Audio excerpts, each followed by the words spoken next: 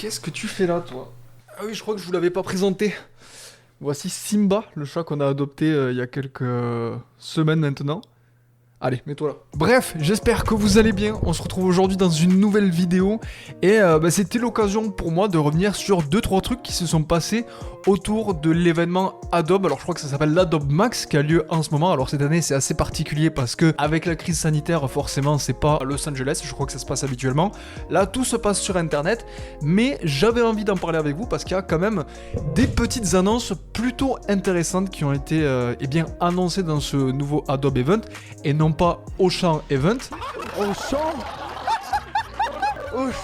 Ferme ta gueule, t'as rien tenté toi, ferme ta gueule. Bref, voilà, il y a pas mal de choses qui ont été annoncées, des nouveautés sur Photoshop, deux nouveaux logiciels, notamment un nouveau logiciel de montage et un nouveau logiciel d'édition d'images. C'est ce qu'on va voir dans cette vidéo. Pour commencer donc, je vous propose de regarder une petite vidéo que j'ai vue sur Twitter récemment et que je trouve assez bluffante honnêtement. Ça regroupe un petit peu toutes les nouveautés qui sont implémentées dans Photoshop 2021 et après on regardera en détail un petit peu tout ce qui est annoncé. Donc les neutral filters qui permettent de changer la direction de la lumière sur un visage. Ça c'est déjà assez impressionnant. On va mettre pause 2 secondes parce que là c'est ouf ce qui vient de te présenter.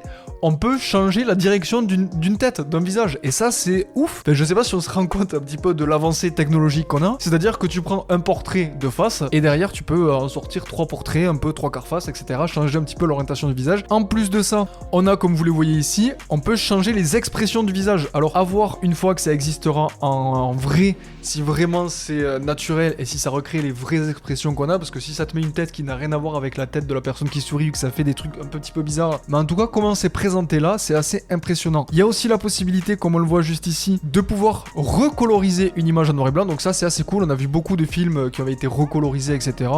Voilà, on peut ajuster si jamais il y a des petites erreurs par le logiciel et je trouve que ça marche assez bien. On voit aussi qu'il y a une intelligence artificielle qui permet de zoomer et de réduire le bruit, réduire la pixelisation de l'image. Ça me fait beaucoup penser le genre de truc qu'on avait dans toutes les séries télé des années 2000, un peu experts et compagnie là. En gros, t'avais juste une photo d'un gars prise par une caméra de surveillance, il zoomait 14 000 fois, t'avais la réduction de la pixelisation et du bruit et boum, il voyait la tête du mec. Et c'est un petit peu ça en fait. On arrive vraiment à faire ça de façon réelle et je trouve que c'est assez impressionnant. Qu'est-ce que nous avons d'autre? Ah oui, on peut rajouter de la brume sur une image derrière pour ajouter un aspect un petit peu moody.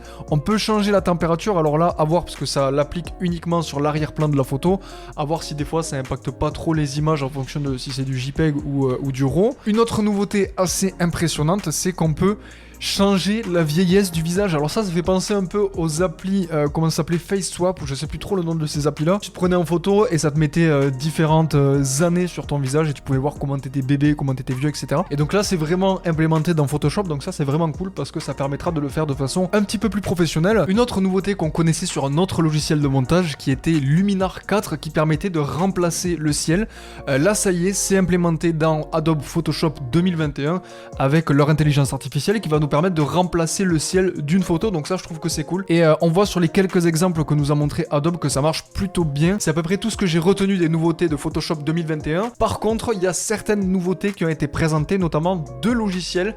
C'est des logiciels de la suite Elements, donc c'est des logiciels qui sont destinés à un public plutôt amateur que professionnel. Donc il y a Adobe Photoshop Elements et Adobe Premiere Elements. En gros, qu'est-ce que c'est? C'est des versions de Adobe Photoshop et de Adobe Premiere qui permettent d'utiliser ces deux logiciels de façon beaucoup plus simplifiée, beaucoup plus intuitive pour les personnes qui s'y connaissent pas trop. Et on va regarder tout de suite la vidéo de présentation de ces deux nouveaux logiciels avec toutes les nouvelles fonctionnalités qui sont présentées. Donc voilà, c'est clairement un logiciel qui est présenté pour pouvoir faire des choses simples, remplacer le ciel facilement, que ce soit en photo et vidéo, ça c'est ouf. Par contre, pour faire des petits effets de couleurs sur des images, ça permet également de faire des retouches intelligentes. Donc là, on le voit, ça permet d'isoler le sujet, faire quelques retouches colorimétriques et ajouter un petit peu de flou. Donc bien entendu, c'est des modifications qu'on pouvait faire auparavant sur Adobe Premiere en sachant un petit peu bidouiller sur le logiciel, mais là c'est fait vraiment pour que ce soit beaucoup plus facile.